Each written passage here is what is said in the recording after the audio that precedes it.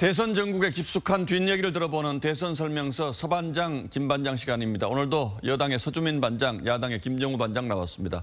자, 서반장이 준비한 걸 보니까 이재명의 순간 포착이네요. 예, 그렇습니다. 이거 한번 보시죠. 4시간 대 3일. 예, 이재명 후보와 윤석열 후보가 가족의 의혹 보도가 나온 뒤 사과하기까지 걸린 시간입니다. 자, 4시간 대 3일. 그동안 민주당에서는 무슨 일이 생기면 일단 가짜뉴스라고 부인했다가 좀 시간이 지나고 나서 애매한 말로 사과인지 아닌지 해명을 해서 비판을 받았었는데 이번에 이 후보의 사과가 사실 좀 빠르긴 했어요. 네. 그러면 혹시 뭐 좀 신속하게 사과해라 이런 참모들의 조언이 있었던 건가요? 예, 그 뭐 도박 의혹 보도가 어제 나왔죠. 그 이 후보가 이 참모들로부터 기사가 나갈 것 같다 이런 보고를 들은 게 바로 전날 일정을 모두 마친 밤 11시쯤이었답니다. 예. 이 밤사이 후보가 아들에게 사실 확인을 했었고요. 이 다음 날 아침 이 후보가 자신이 준비한 사과문을 참모들에게 먼저 보여줬고 이 검토를 거쳐서 보도 4시간 만에 사과가 나왔다고 합니다. 오늘 마침 그 김종인 위원장도 사과는 빠르면 빠를수록 좋다 이렇게 네. 말을 했는데 의혹의 경중을 떠나서 좀 순발력만큼은 칭찬할 만도 합니다. 예, 그렇습니다. 순발력이 또 빛을 발한 사례가 있죠. 지난 14일 위드 코로나를 중단하고 거리 두기를 강화하라고 요구하는 긴급 성명을 발표했는데 사실 정부도 방역 강화를 할 수밖에 없는 그런 상황이었습니다. 정부가 어차피 할 수밖에 없는 타이밍에 치고 나오면서 주도권 잡았다는 거군요. 예, 바로 그겁니다. 이 도지사 시절 신천지 강제조사, 또 종교시설 첫 행정명령 등 정부보다 한 발 앞선 타이밍으로 추진력 있는 행정가 이미지를 얻은 것과 비슷한 전략입니다. 예. 이 야당이 주장했던 코로나 손실보상 50조, 또 100조 방안도 바로 논의하자고 역제안을 하면서 주도권을 뺏어갔다는 평가도 있습니다. 물론 정치적으로 좋은 전략이라도 볼 수 있겠지만 자칫 좀 즉흥적으로 섣불리 접근할 경우에는 좀 리스크가 될 수도 있지 않을까요? 예, 그럼 음식점 허가 총량제, 또 주 4일제 등 잇따라 제안했다가 너무 가볍다는 비판을 들었던 게 대표적이죠. 또 기본소득, 국토보유세 같은 자신의 주요 정책 제안은 타이밍을 조금 잘못 잡아서 추진과 철회를 반복하면서 애매한 입장이기도 합니다. 마침 또 국민의힘의 그 윤희숙 전 의원이 순발력 있는 포퓰리스트라는 표현을 쓰는데 네. 물론 뭐 칭찬 아니고요.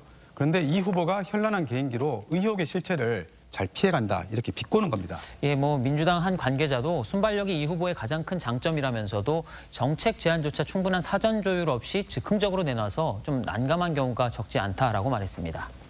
자, 정치인에게 순발력이라는 건 사실은 꼭 필요한 자질이긴 한데 이게 너무 잦으면 사실 좀 미꾸라지 인상을 줄 수도 있어요. 예.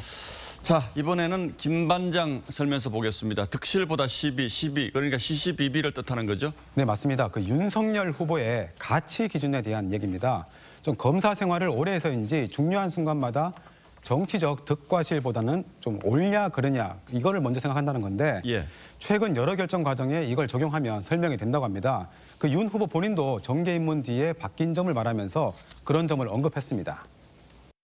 진실에 터잡아가지고 옳고 그른 거를 가려서 거기에 대고 딱 이렇게 어떤 하나로 결론을 내면 되는 그런 직업이었고. 자, 그러니까 이 후보의 순발력과는 좀 대비가 되는 거군요. 네. 그러고 보니까 이 윤 후보가 여러 기로에서 좀 오판을 한 적이 있었는데 그러니까 어떤 쟁점에서 항상 기준을 옳고 그름이냐 이거에 좀 맞추다 보니까 그랬다는 건가요? 네, 맞습니다. 그 국민의힘 선대위 내부에서도 그런 분석이 나오는데 이를테면 얼마 전에 그 선대위 구성을 놓고 심각한 내용을 겪은 당시 기억하실 겁니다.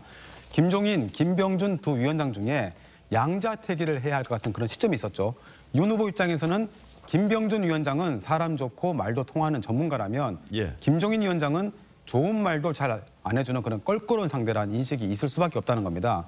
윤 후보 입장에서 좋고 나쁨이 이렇게 판단이 되는데 당시 선거 흐름상 오히려 득실은 반대였다는 그런 지적도 있습니다. 그러니까 김 반장 설명을 조금 정리하자면 마치 김종인 위원장을 선택하는 게 유리했었는데 윤 후보로서는 좀 껄끄럽고 불편한 사람이었다 이건가요? 네, 맞습니다. 그런데 결과적으로는 그 두 사람 다 이제 선대위에 합류를 했기 때문에 딱 잘라서 말할 수는 없지만 그런 요인이 꽤 컸다고 볼 수 있고요.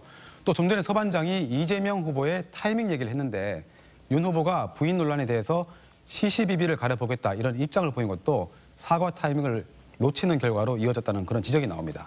시시비비 다 따졌다가는 사실 타이밍을 놓치는 경우가 많아서 선거 국면에서는 도움이 안 될 때가 많죠. 예, 맞습니다. 그래서 당 선대에서도 이제 검사가 아니라 야권에서 가장 중요한 정치인이 됐는데 좀 답답한 모습을 보인다는 얘기가 나옵니다. 하지만 국회의원 서너 번 하고 끝낼 정치인이 아니라 국정을 이끌 리더십으로선 진정성 있는 건 아니냐 이런 반론도 있습니다. 자, 뭐 진정성 물론 중요합니다만 가치 기준을 옳고 그름으로만 따지면 이게 또 자칫 아집으로 보일 수도 있죠. 네, 맞습니다. 여야 강성 지지층들이 비판을 받는 행태 중 하나가 정치를 선악의 구도로 본다는 점인데 정치 리더가 시비를 지나치게 따지다 보면 유연성을 잃고 극단적인 방향 설정을 할 수도 있습니다. 자, 이재명의 순발력 그리고 윤석열의 진정성 이렇게 뭐 단순하게 대비가 될 수 있을지는 모르겠습니다만 두 반장 설명 듣고 보니까 얼핏 그런 생각이 들기도 하네요. 예, 오늘도 잘 들었습니다.